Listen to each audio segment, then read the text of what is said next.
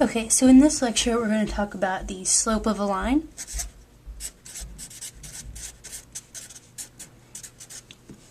So first off, what does a line look like? So if we draw our XY plane, we just draw a line. We can see this is what a line, and you can kind of compare lines based on their steepness. So for example, the line that I just drew, which we'll call L1, versus the second line, L2. Those are different. The way we talk about them being different is the slope. So what is the slope? The slope measures the rate of change as we go from left to right. So the slope measures the rate of change.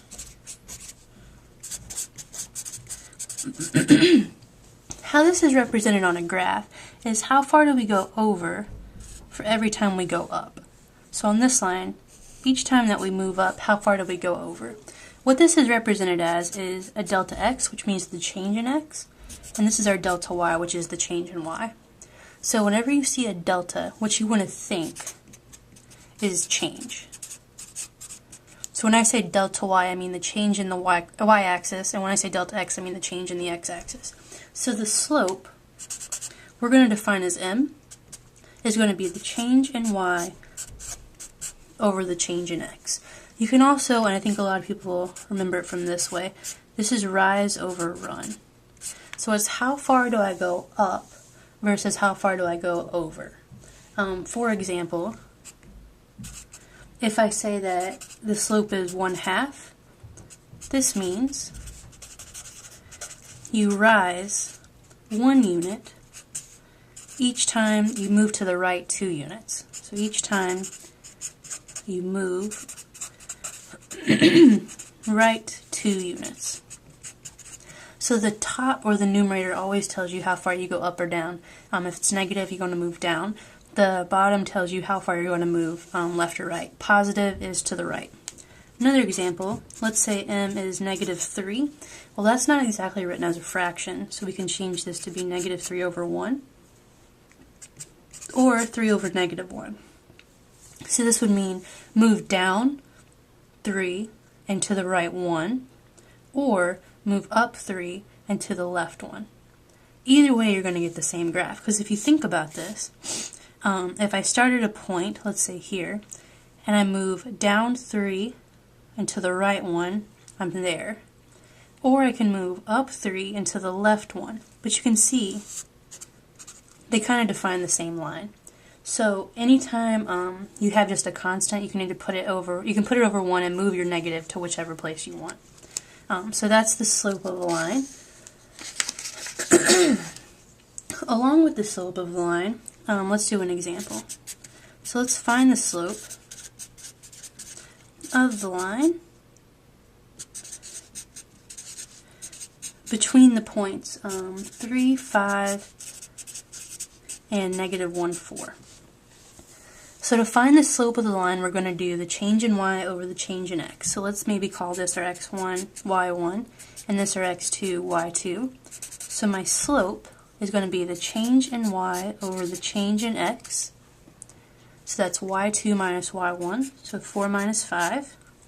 And then my change in x will be x2 minus x1, so -1 minus 3. So what do I get? -1 over -4, which is 1/4. So I would say that the slope of the line between those 2 points is going to be 1/4. Now we can also talk about negative slope versus positive slope.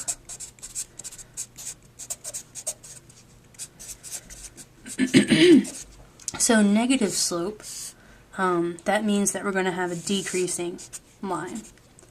So negative slope means as we move from left to right, our y values are going to decrease. So this is a negative slope.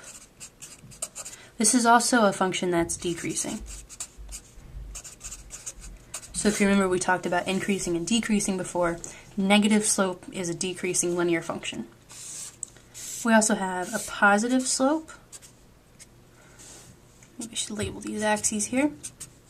So positive slope means as I go from left to right, my y values are increasing. So this is positive slope, which is the same thing as a function increasing.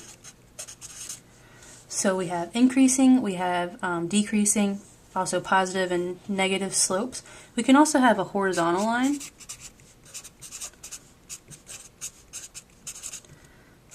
So what is a horizontal line? Let's say this is my line L1, here's my x and y. What's the slope of this line? Well, you can see as I move from any 2 points, the rise is 0, even though my run is some positive number or negative depending on which way I move. So the slope of a horizontal line is always 0 because I don't rise any. So anytime you have a horizontal line, the slope is going to be 0. And we'll talk a little bit about what the equation is, but for now, horizontal line means that the slope is 0. We can also have vertical lines.